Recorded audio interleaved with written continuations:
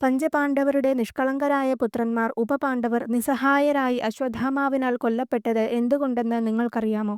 മാർക്കണ്ഡേയ പുരാണത്തിൽ ആ കഥ പറയുന്നത് ഇങ്ങനെയാണ്. രാജാവായ ഹരിശ്ചന്ദ്രനെ വിധി പരീക്ഷിച്ചു. ഒരു യജ്ഞത്തിനുള്ള ഫലമായി വിശ്വാമിത്ര മഹർഷി അദ്ദേഹത്തിന്റെ രാജ്യം പിടിച്ചെടുത്തു. നീതിമാനായ രാജാവിന് തന്റെ രാജ്യവും സമ്പത്തും എല്ലാം തന്നെ നഷ്ടമായി.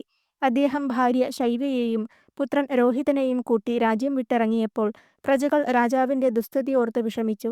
ജനങ്ങൾക്ക് രാജാവിനോടുള്ള സ്നേഹത്തിൽ ഈർഷ്യ തോന്നിയ വിശ്വാമിത്ര മഹർഷി രാജാവിന്റെ ഭാര്യയെ ചാട്ടവാറിനാൽ അടിക്കുകയും വഴിയിലൂടെ വലിച്ചിഴയ്ക്കുകയും ചെയ്തു. സ്വർഗത്തിലിരുന്ന് ഇവയെല്ലാം കണ്ട 5 വിശ്വേദേവന്മാർ മഹർഷിയുടെ ക്രൂരതയെ ചോദ്യം ചെയ്തു. കോപാകുലനായ മഹർഷി അവരെ ഭൂമിയിൽ മനുഷ്യരായി ജനിക്കാൻ ഇടവരട്ടെയെന്നും ഭാര്യമാരും കുട്ടികളും ഇല്ലാതെ യുദ്ധത്തിൽ നിസ്സഹായരായി മരിക്കാൻ ഇടവരട്ടെയെന്നും ശപിച്ചു. അങ്ങനെ അവർ 5 പേരും ഉപപാണ്ഡവരായി ജനിച്ച് അശ്വത്ഥാമാവിനാൽ ഉറക്കത്തിൽ കൊല്ലപ്പെട്ടു.